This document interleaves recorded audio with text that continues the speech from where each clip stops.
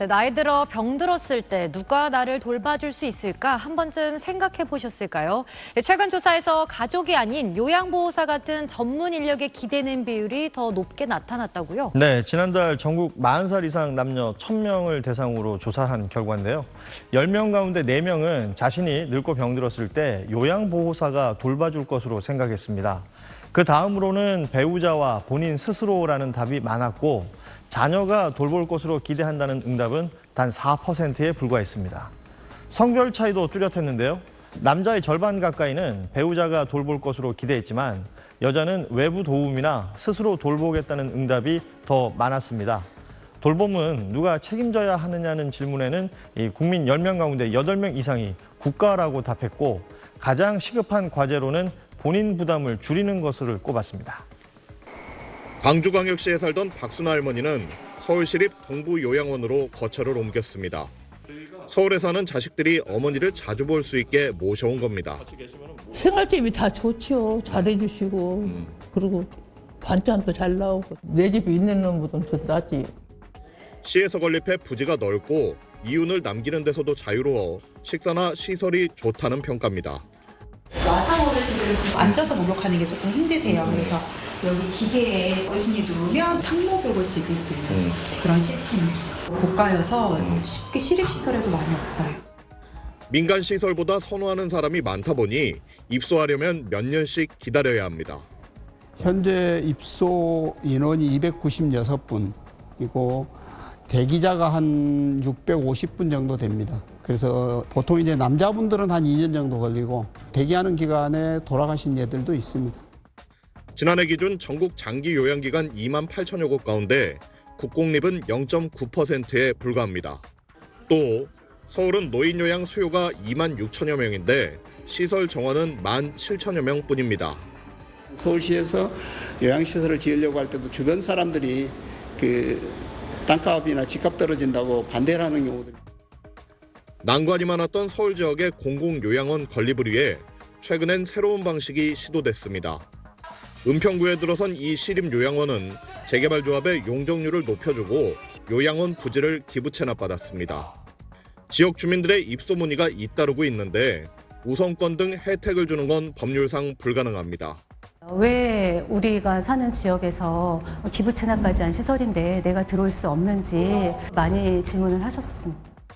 서울시는 주민에게 입소 우선권을 줄 수 있게 법 개정을 추진하는 등 재개발 사업과 접목한 공공요양원을 늘리는 방안을 검토하고 있습니다. SBS 윤나라입니다. 치매를 앓고 있는 77살 정모 할머니의 집. 지자체에서 연결해준 이웃들이 주기적으로 와서 식사를 챙기고 일상을 살피는데 이웃들도 나이는 60대입니다. 얘기하다 보면 이제 부모님 생각도 나고 이제 더 잘해드려야 되겠다. 딱 문 열고 들어가면 너무 좋아하셔가지고 너무 좋아. 아이고. 건강이 더 안 좋으면 장기 요양 등급을 받아 요양보호사의 돌봄을 받을 수 있습니다. 지난해 기준 국내 요양보호사 자격 취득자들의 평균 나이는 61.7세. 젊은 층 비율은 1%도 되지 않습니다. 종일 이어지는 고된 근무에 낮은 임금 등 열악한 환경 탓입니다. 데이가 있고 나이트가 있고 교대 근무가 있으니까 한 분이서 4명, 5명을 볼 때도 있고. 이렇다 보니 자격증 취득자들 가운데 실제 일하는 사람은 23%에 그칩니다. 반면 초고령화의 1인 가구 증가로 돌봄 수요는 빠르게 늘고 있습니다. 올해부터는 수요가 공급을 앞서 요양보호사 3,700여 명이 모자랄 걸로 예상되는데 3년 뒤엔 그 격차가 11만 명 이상 크게 벌어집니다.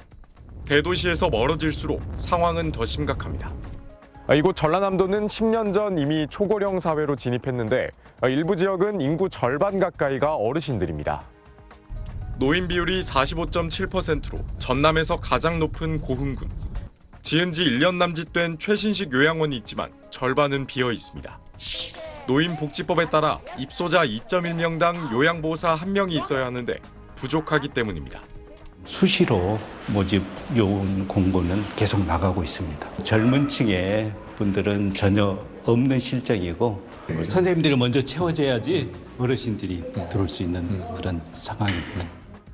전남 신안군의 한 요양병원은 만성적자에 2년 전 군 직영으로 전환했습니다. 하지만 구인난으로 직원들 업무가 늘고 또 빈자리가 생기는 악순환이 반복되고 있습니다. 우리는 250 준다고 해도 20만 차이면 차라리 20 나 안 받고 나 목포에 근무하겠다. 저는 타도시에 가서 이렇게 또 알아보기도 하고.